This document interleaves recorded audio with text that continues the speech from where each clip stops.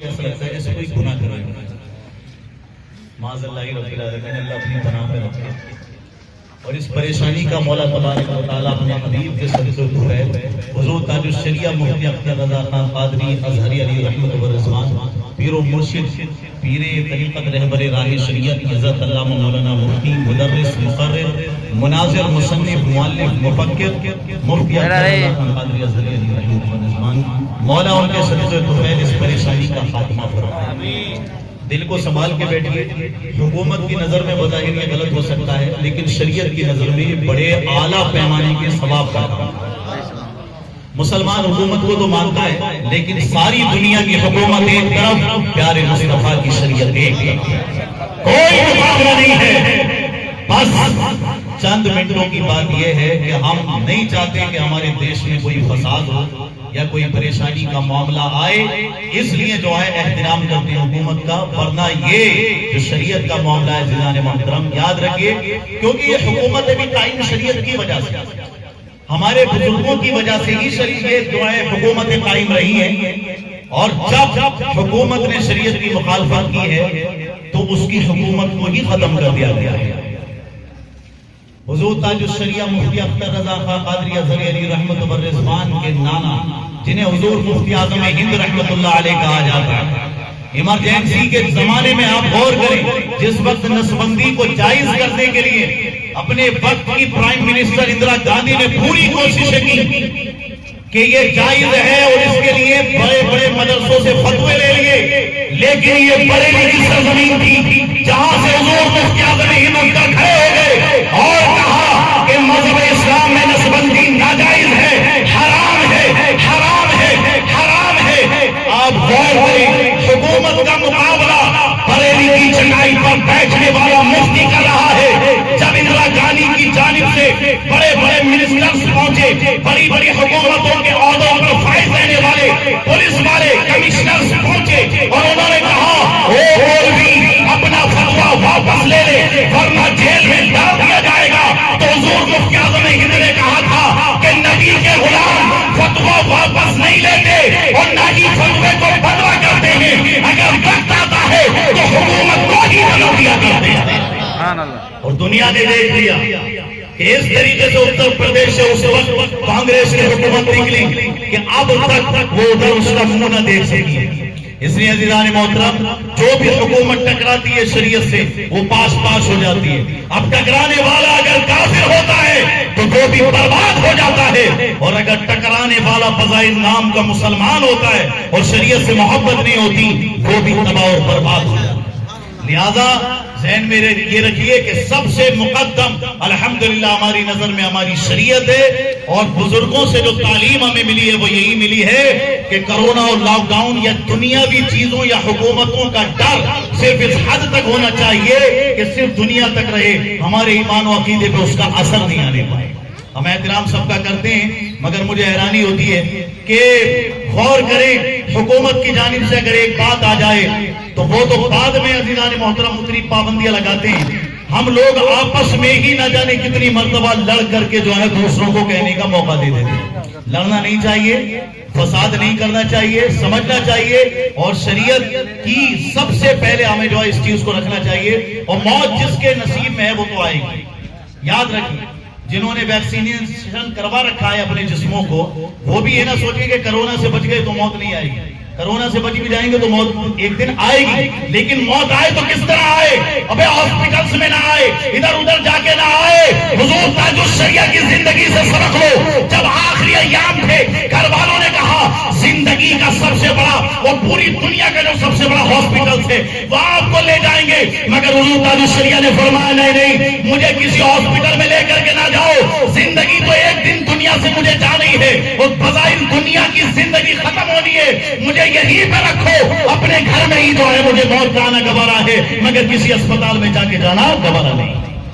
یعنی موت آئے تو گھر میں آئے، اپنے لوگوں میں آئے. کیونکہ کیا ہوتا ہے کہ اسپتال میں جاتے ہیں عزیزان محترم تو اب چاروں طرف سے انجیکشنز لگے ہوئے ہیں، چاروں طرف سے جو ہے بوتلیں لگی ہوئی ہیں، کبھی کسی چیز کی بوتل، کبھی آکسیجن. نہ کوئی کلمہ پڑھا سکتا ہے نہ وہ کر سکتا ہے. لیکن گھر میں اگر بندہ رہتا ہے، 10-12 افراد موجود رہتے ہیں، کچھ تو اتنے اچھے ہیں کہ علماء کو بھی بلا لیتے ہیں کہ آئیے حضرت کلمہ پڑھیے، یاسین شریف پڑھیے، تو اس وقت میں کلمہ پڑھتے پڑھتے اپنے گھر میں انسان کا انتقال ہوتا ہے، یہ اس کے عزیزان محترم بہت بڑی جو ہے کامیابی کی بات ہے، اور اگر انتقال کے وقت کلمہ نصیب ہو گیا تو یہ ہمارے لیے سب سے بڑی خوشخبری ہے، دنیا میں بھی ہمارے لیے بہتری ہے، اور الحمدللہ آخرت میں تو پھر بیڑا پار ہے، کیونکہ بعض ایسے نام ہنجار لوگ ہوتے ہیں جنہیں موت کے وقت کلمہ نصیب نہیں ہوتا۔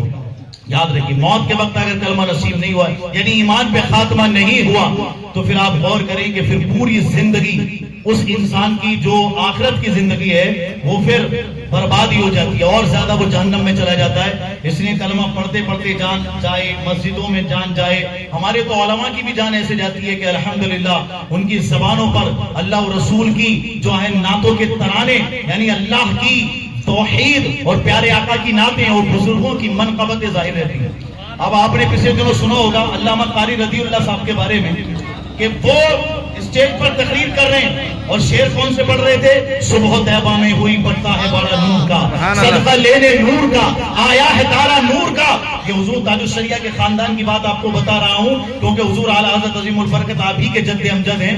آپ نے جو کتاب لکھی ہدایت بخشش، جو نعتوں کا مجموعہ ہے، بڑی جلدی میں اس کو بتاتا ہوں آپ کو کہ نعتوں کا مجموعہ ہے، اس میں قصیدہ لکھا، قصیدہ جس کو قصیدہ نور کہا جاتا ہے۔ تو ایک عالم دین حضرت علامہ قاری رضی اللہ صاحب ممبر پر بیٹھے ہوئے، اچھی خاصی 1 گھنٹے کی 1 گھنٹہ 16 منٹ کی غالباً وہ تقریر ہے، اور تقریر کرتے کرتے آخر میں کہا کہ بس میں ان اشعار پر اپنی بات کو ختم کرنا چاہتا ہوں کہ صبح طیبہ میں ہوئی بڑھتا ہے بالا نور کا، صدقہ لینے نور کا، آیا ہے تارا نور کا، میں گدا تو بادشاہ بھر دے پیالہ نور کا، نور دل دونا تیرا دے ڈال صدقہ نور کا، تیری نسل پاک میں ہے بچہ بچہ نور کا، تو ہے اہل نور تیرا سب گھرانہ نور کا، جو گدا دیکھو لیے جاتا ہے تارا نور ٹکڑا نور کا، جو گدا دیکھو لیے جاتا ہے توڑا نور کا، نور کی سرکار ہے کیا اس میں توڑا نور کا؟ اور کہا کہ اے رضا یہ احمد نوری کا فیض نور ہے، ہو گئی میری غزل بڑھ کر قصیدہ نور کا، وما علینا الا البلاغ۔ اتنا کہا اور ان کا انتقال ہو گیا۔ سبحان اللہ، بتائیے سبحان اللہ، یعنی کہ ماشاءاللہ یہ آپ دیکھ سکتے ہیں کہ انتقال ایسے بہت اچھی تقریر علامہ قاری رضی اللہ صاحب کی انٹرنیٹ پہ آپ دیکھیں گے، بالکل ایسے بیان کر رہے تھے کہ لیکن موت آتی ہے اللہ والوں کو تو اس انداز کے ساتھ آتی ہے کہ ذکر کرتے کرتے موت آتی ہے، اور فکر کرتے کرتے وہ موت سے نہیں ڈرتے کیونکہ انہیں معلوم ہے جب تک زمین پہ رہیں گے تو گنبد خضرا کو دیکھیں گے، جب زمین کے اندر جائیں گے تو چہرے مصطفیٰ کو دیکھیں گے، پیارے آقا کا دیدار ہوگا۔ قبر میں سرکار آئیں تو میں قدموں پر گروں، پھر فرشتے جب اٹھائیں تو میں ان سے یوں کہوں اب تو پائے ناز سے میں فرشتوں کیوں اٹھوں، مر کے پہنچاؤں یہاں اس دل ربا کے واسطے۔ تو ہمارے بزرگوں نے نبی کی محبت کو سکھایا، یہ حضور تاج الشریعہ جن کے آج 30ویں سال پر مطلب یہ کہ عرس کے موقع پر آپ جمع ہیں، بتائیے کیا کوئی رشتہ داری کا معاملہ ہے؟ آپ کے چچا تاؤ لگتے تھے، کسی معاملے میں بھائی بہن کا کوئی رشتہ آتا ہے سامنے، نانا نانی دادا دادی کا رشتہ آتا ہے سامنے، آپ کہو گے حضرت یہ رشتے تو بہت چھوٹے ہیں، ان کے ساتھ ہماری جان کا نہیں ہمارے ایمان کا رشتہ ہے۔ سبحان اللہ، ایمان کا رشتہ سب سے بڑا ہوتا ہے، یہ بات ذہن میں رکھیے۔ جان کا رشتہ تو چھوڑ دیتا ہے، قیامت کے میدان میں بھاگے گی اولاد۔ قرآن کہہ رہا ہے یوم یفر المرء من اخیہ وامہ وابیہ وصاحبتہ وبنیہ، اس دن آدمی بھاگے گا اپنے باپ سے، اس دن آدمی بھاگے گا اپنے بیٹے سے، اپنی بیوی سے، اپنی عورت سے، اپنے دوست سے، سب سے اپنی جان چھڑا رہا ہوگا۔ قیامت کے میدان میں جب کوئی دنیا دار کام نہیں آئے گا، وہاں یہ اللہ والے کام آئیں گے اور ہمارے مدینے کے تاجدار کام آئیں گے۔ تو یہ ایمان کا رشتہ، یہاں پہ جو ہم بیٹھے ہیں اپنا وقت دے رہے ہیں، نہ ہمیں لاک ڈاؤن کی فکر ہے، نہ پولیس کے ڈنڈوں کی فکر ہے، نہ ان کی کسی مخالفت کی فکر ہے۔ اگر فکر ہے تو الحمدللہ اللہ والوں کی محبت کی فکر ہے، حضور تاج الشریعہ کے عرس کی فکر ہے۔ تو یہ سب کیا ہے؟ انہوں نے اپنی زندگی میں، اب دیکھیں یا تو تھوڑی سی تکلیف ہوتی ہے تو نہ جانے کیا کیا اللہ اور رسول کے بارے میں بول دیتے، ہم نہ یہ پریشانی دینی تھی، ہم کو یہ پریشانی دینی تھی، ہم کو ہی یہ پریشانی آنی تھی، اس قسم کی باتیں کرتے ہیں۔ لیکن حضور تاج الشریعہ کی آنکھ کا آپریشن ہو رہا ہے، آنکھ کا آپریشن، ڈاکٹر نے کہا بے ہوشی کا انجیکشن دینا پڑے گا، فرمایا نہیں، اگر بے ہوش ہو جاؤں گا تو زبان سے ذکر مصطفیٰ رک جائے گا، تو آپریشن کر، بے ہوشی کا انجیکشن دینے کی ضرورت نہیں ہے۔ ادھر آپریشن ہو رہا ہوگا، ادھر میری زبان پر رہی ہوگی مصطفیٰ جان رحمت پہ لاکھوں سلام، شمع تخت میں ہدایت پہ لاکھوں سلام۔ 2 گھنٹے تک آپریشن ہوتا رہا اور حضور تاج الشریعہ کی زبان سے اللہ اور رسول کا ذکر ہوتا رہا. یار ایسے بزرگوں کے ماننے والے ہیں. آج تو صرف یہ کہ یہ پریشانی نہ ہو جائے تو ذکر بند ہو گیا, یہ پرابلم نہ ہو جائے تو ذکر بند ہو گیا. ابھی پریشانی آئی نہیں, ٹینشن آئی نہیں, پہلے سے ذکر ختم, پہلے سے فکر شروع. ان کے جسموں پر پریشانی, ان کے مطلب یہ کہ تمام طریقے سے پریشانی آتی تھی, لیکن نہ ذکر بند ہوتا, نہ قرآن کی آیت بند ہوتی, نہ نبی کا ذکر بند ہوتا. کچھ بھی ہو جائے وہ الحمدللہ ذکر خدا اور ذکر مصطفیٰ میں مست رہا کر دیتی. تو لہذا میری گزارش ہے کہ حضور تاج الشریعہ سے ہمیں محبت ہے تو ہمیں یہ چاہیے کہ ہم حکومت کا اور دوسری چیزوں کا احترام کریں, لیکن اپنی شریعت کا سب سے پہلے احترام کریں. جو شریعت کو پھیلانے والے ہیں ان کے جذبات کو بڑھائیں, ان کے احساسات کو بڑھائیں, ان کی عزت سب سے زیادہ کریں, کیونکہ جس کی عزت سب سے زیادہ ہوتی ہے وہ پھر سب سے زیادہ دین کا کام کرتا ہے. دنیا میں اگر کرو گے, دنیا دار کی عزت کرو گے تو دنیا دار کا کام جو ہے زیادہ ہوگا. بھئی آپ اگر جس کو امپورٹنس زیادہ دو گے, آپ کا بچہ یہی سوچے گا کہ بڑا ہو کے مجھے یہ بننا, سوچے یا نہیں؟ تو جس چیز کے بارے میں آپ, ہماری اولاد سوچ ہی نہیں رہی عالم بننے کے بارے میں. ہم بول رہے ہیں زبان سے ہمارے شہنشاہ, ہمارے بادشاہ, لیکن دل سے بولو کیا یہ چیز ہے؟ اپنی اولاد کے بارے میں, اس بات کے بارے میں ہم سوچتے ہیں کہ اس کو اتنی تعلیم ہمیں دلانا ہے کہ ہمارے جنازے کو کھڑے ہو کر کے یہ یاسین شریف ہماری قبر پہ جا کے پڑھ سکے اور نماز جنازہ ہماری ادا کر سکے؟ نہیں. کیوں؟ امپورٹنس جس چیز کو دیکھو وہ چیز آگے بڑھ جائے گی. آپ ڈاکٹر انجینئرنگ کو آگے بڑھائیں گے تو وہ بھی آگے بڑھیں گے.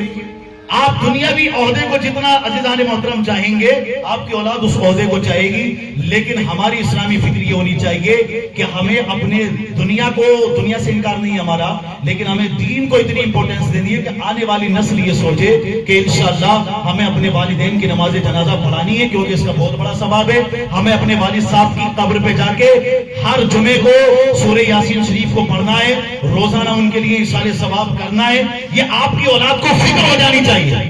یہ فکر کب ہوگی؟ جب آپ کو خود فکر ہوگی. آپ کو فکر کب ہوگی؟ جب آپ علماء کی باتیں سنیں گے, ان کے پاس آئیں گے, کتابیں حاصل کریں گے اور انشاءاللہ ان کتابوں کو پڑھیں گے. ٹھیک ہے نا, دین حاصل کرنے کے لیے. ابھی مجھے حیرانی کچھ اس بات پہ بھی ہوتی ہے کہ آپ شرابی کے ساتھ گھوم لیجیے, کسی کو کوئی ٹینشن نہیں. آپ بے نمازی کے ساتھ گھومیے, کسی کو کوئی ٹینشن نہیں.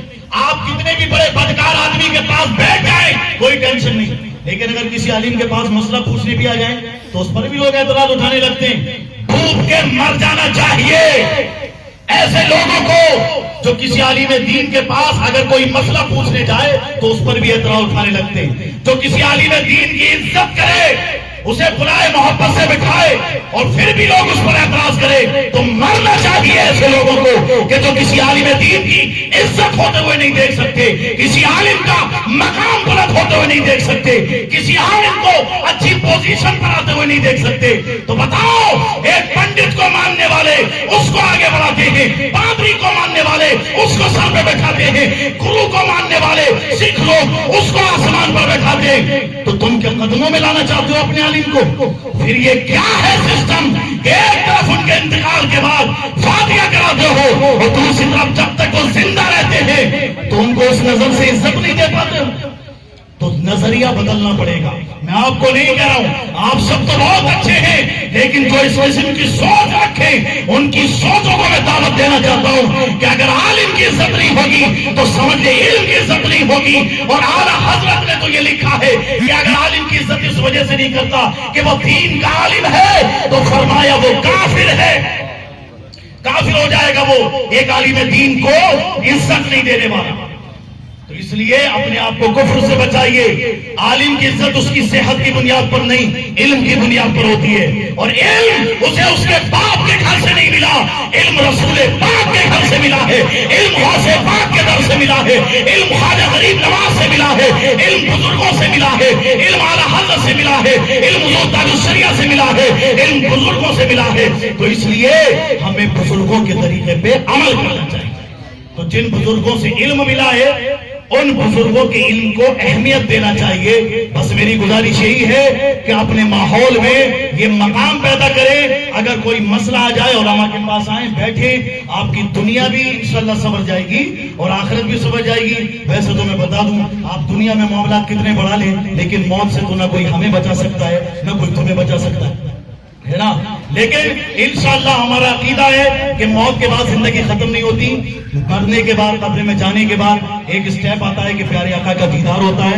تو انشاءاللہ اس دیدار کو بڑی محبت سے کریں گے ہم سب. مولا تبارک و تعالی حضور تاج الشریعہ کے فیوز و برکات سے ہمیں مالا مال فرمائے. اور جن کی محبت میں ہم نے یہ اہتمام کیا, انہوں نے جس علم کو عام کیا اور جس عقیدے کو عام کیا, جس فکر کو عام کیا, الحمدللہ اس چیز پر عمل کرنے کی اللہ ہمیں توفیق دے. اور انہوں نے فکر یہی دی ہے ہمیں. کیا فکر دی ہے؟ ان کے چند اشعار میں یہی